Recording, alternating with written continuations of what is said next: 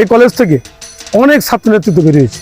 বিদ্যালয় মুদের বিদ্যালয় যেখানে সভ্যতারই ফুল ফুটানো হয়, সেই সভ্যতার ফুল ফুটানোর জন্য এবং জ্ঞানের আলো ছড়ানোর জন্য 1972 সালে রাজউদ্দিন ডিগ্রি কলেজের মাঠটি ইতিহাস এবং ঐতিহ্য বিশ্লেষণ করলে দেখা যায় এখান থেকে যেমন শিক্ষার আলো ফুটিয়েছে বিভিন্ন ধরনের রাজনৈতিক নেতৃত্ব এখান থেকে তৈরি হয়েছে।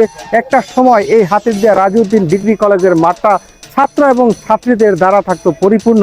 ফলশ্রুতিতে এই কলেজ ছিল ধন্য। এই কলেজে কোনো বছর ইন্টারমিডিয়েট প্রথম বর্ষে প্রায় 2000 ছাত্র ভর্তি হওয়ার ইতিহাস রয়েছে। আর রাজনীতির ক্ষেত্রে এই হাতিরদিয়া রাজউদ্দিন ডিগ্রি কলেজের সুনাম চারিদিকে ছড়িয়ে ছিটিয়ে রয়েছে।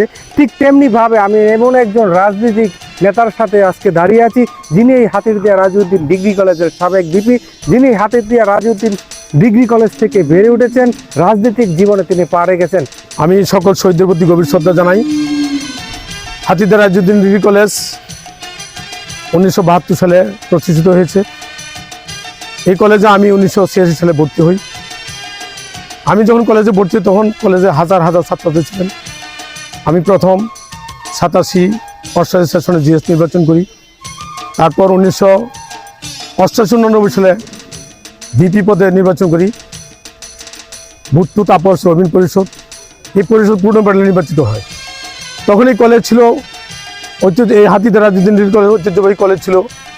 ছাত্রদের পদচারণা এবং মুখরিত।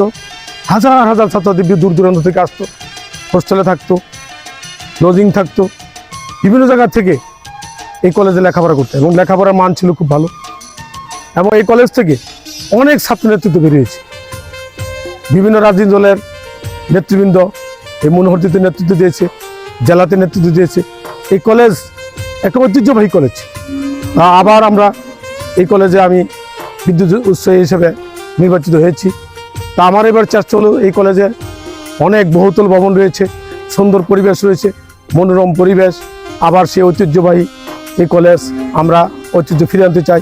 লেখাপড়ার মান, শিক্ষার মান আমরা যাতে সুন্দর পরিবেশে আমাদের কলেজ যাতে ভালো লেখাপড়া হয়, যাতে ছেলেমেয়েরা সুশিক্ষায় শিক্ষিত হয়ে সমাজে প্রতিষ্ঠিত হয়, দেশের সেবা এবং সমাজের সেবা করতে পারে, যাতে তারা শিক্ষার মান ভালো হয়, সেই ব্যাপারে আমাদের চেষ্টা থাকবে।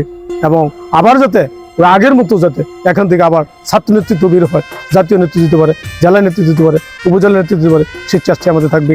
বিশেষ করে আমাদের এই কলেজে যাতে লেখাপড়ার মান যাতে ভালো হয়, সেই ব্যাপারে আমাদের সবচেয়ে বেশি চেষ্টা থাকবে। ধন্যবাদ। হাতিরদিয়া রাজউদ্দিন ডিগ্রি কলেজের পাশেই রয়েছে হাতিরদিয়া সাদত আলী আদর্শ উচ্চ